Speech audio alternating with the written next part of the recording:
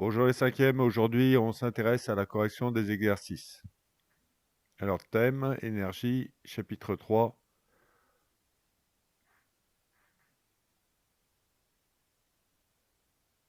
Voilà. Donc circuit en série ou circuit en dérivation. Donc une façon de faire ça, c'est de dessiner, comme je vous l'ai dit, les boucles de courant.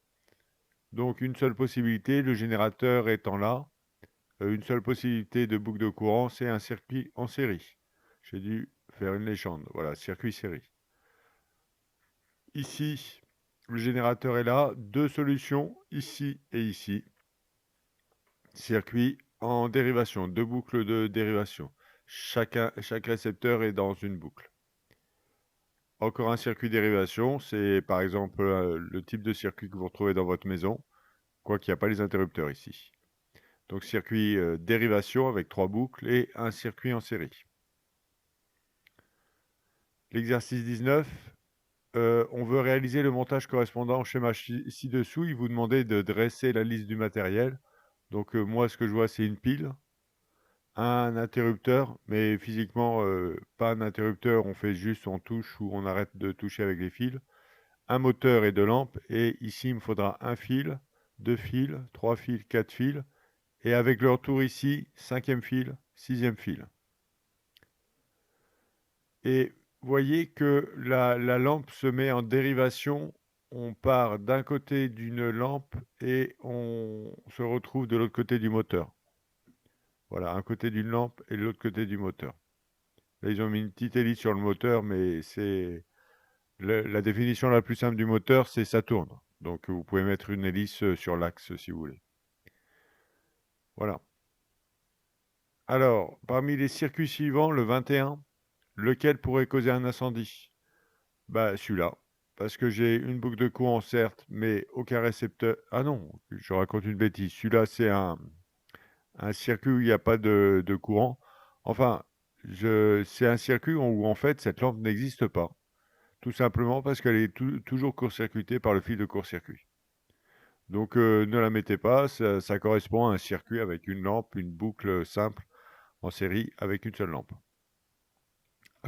Ici, alors là, il y a un court-circuit. Je peux tracer une boucle de courant qui part du plus, qui retourne au moins, sans passer par aucun récepteur. Donc, court-circuit pour le B. J'ai dû le marquer en dessous. Court-circuit du générateur. En A, ici, ce circuit, il n'y a pas de court-circuit. Simplement, cette lampe, même remarque en A, cette lampe n'existe pas. Donc, c'est un circuit en dérivation avec deux boucles, dont une boucle nulle. Voilà, on va le dire, c'est une boucle qui est nulle. Voilà. Montage D. Alors là, j'ai le choix pour le court-circuit. Ça, je n'avais pas vu en fait. Il y en a un deuxième court-circuit. Ah non, non, c'est pas un court-circuit, pardon, excusez-moi. C'est le matin, je suis un peu fatigué. Oui, je sais, c'est bizarre. Donc ici, court-circuit, parce que je n'ai aucune autre lampe dans la boucle de courant. Donc c'est un court-circuit. Court-circuit du générateur. Ce montage-là, il n'y a pas de court-circuit. Alors, simplement, ce montage est un peu bizarre parce que c'est une drôle de façon d'éteindre. En fait, cet interrupteur ne sert à rien. Si vous ouvrez, vous faites sauter la boucle verte, mais la lampe qui est ici sera toujours alimentée par la boucle rouge. Voilà. Ensuite, ce circuit, c'est un interrupteur qui permet de faire un court-circuit. Donc, ne faites pas ce genre de circuit. Court-circuit du générateur. Voilà. On s'intéresse à l'exercice suivant. Alors, correction du 23, page 150. Donc, ce que je vais faire, je vais décrire le 22 avec vous, et puis après, on s'intéresse au 23. Donc, la mettre en veilleuse. Bah, vous l'avez lu normalement, mais les trois types de récepteurs dans le circuit sont les lampes, les moteurs et un haut-parleur. Voilà. Alors, dans cet exercice, le 22 et 23, le haut-parleur, Il est marqué là, mais il y a sûrement un petit circuit imprimé avec un petit espace de stockage pour que la musique soit diffusée, hein. Sinon, un haut-parleur qui diffuse alors qu'il n'y a pas de fichier musique, ça sert à rien. Voilà. Les trois récepteurs, je viens de les nommer. Comment doivent être associés ces trois récepteurs en dérivation les uns des autres? Je le sais parce que il y a marqué le son, la lumière et le cache fonctionnent indépendamment les uns des autres. Donc le cache, c'est le moteur, hein. Le cache tourne pour faire des jolies figures sur le plafond de votre enfant, ou au moins de sa chambre. Euh, donc le bon schéma qui permet d'illustrer le fonctionnement de la veilleuse, c'est celui-là. Ici, il y a un interrupteur général qui coupe toutes les boucles et un interrupteur qui commande que le haut-parleur qui n'est que dans la boucle du haut-parleur. Et après, on passe au 23. Lorsqu'on ouvre une boîte à musique, cela ferme un premier interrupteur. Une danseuse se met alors à tourner sur la musique. Ah, de la musique, donc ça, c'est le haut-parleur. Il est possible de couper uniquement le son. Musique, pardon, se met alors à tourner, c'est le moteur. Il est possible de couper uniquement le son, c'est le haut-parleur, avec un second interrupteur. Une DEL, donc ces diodes électroluminescentes, témoignent de l'allumage de la boîte à musique. Donc les trois récepteurs. Alors, on va mettre un peu, voilà. Une danseuse qui tourne, c'est un moteur. De la musique, un haut-parleur, j'ai mis HP. J'ai pas pris le même schéma que dans l'exercice commenté. Et un témoin d'allumage, c'est une DEL. Alors, je vous montre ce que c'est une DEL. Je vous en parle un petit peu. Voilà, ça, c'est une DEL. Donc, c'est des petits composants comme ça qui émettent de la lumière. Diode qui émet de la lumière, diode électroluminescente. C'est la même chose en anglais, LED emitting diode. Ou alors une diode normale qui n'émet pas de la lumière. Dans cet exercice, la DEL émet de la lumière, mais souvent dans des montages, on trouve des diodes qui n'émettent pas de lumière, comme il est dit, normales. C'est parce qu'elle a une propriété, la DEL, c'est de laisser passer le courant que dans un seul sens. Voilà, donc ça peut permettre de bloquer le courant si pour une raison ou pour une autre, il arrivait à passer dans un autre sens. Donc, question suivante, indépendance des récepteurs.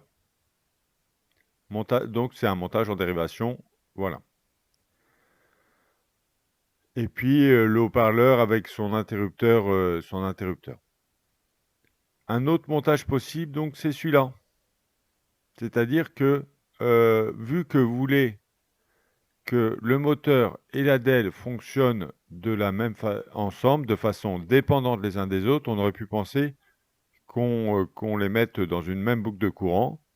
Et puis comme ça, ils sont commandés ensemble. Vous ouvrez, la DEL s'allume et le moteur tourne. Vous fermez, vous ouvrez, pardon, les deux s'éteignent et vous fermez, les deux s'allument. Alors, en fait, avec une DEL, c'est possible de faire comme ça. Parce que il n'y a pas beaucoup de résistance au passage du courant avec une DEL, donc on peut mettre un moteur en série et ça fonctionne correctement. Mais d'une façon générale, il faut éviter. Regardez, je vous montre un exemple dans la correction de l'exercice ici. Ici, là, il proposait, alors qu'on veut que les deux fonctionnent de façon dépendante l'un de l'autre, de mettre le moteur et la lampe. Simplement, ici, vous aurez deux résistances au passage du courant dans une boucle qui est là. Donc, les deux ne marcheront pas bien, même si cet interrupteur les commandera les deux à la fois. Une dernière chose, vous voyez que par rapport à la correction de l'exercice, je vais revenir là, ils mettent des petites flèches, il n'y a pas du tout dans leur correction de boucle de courant, ils mettent des petites flèches pour indiquer le sens de passage du courant. Donc c'est une autre façon d'enseigner que moi j'ai pas choisi parce que, pardon, je vais rester là. Il y a des avantages et des inconvénients. L'inconvénient pour moi, c'est que, vous voyez ici cette flèche, il y a 2 boucles de courant qui passent et cette flèche, il y en a qu'une. Donc c'est-à-dire que sur ce type de schéma, on fait pas la distinction entre les intensités, de courant. Ici, il y en a plus parce qu'il y a 2 boucles de courant.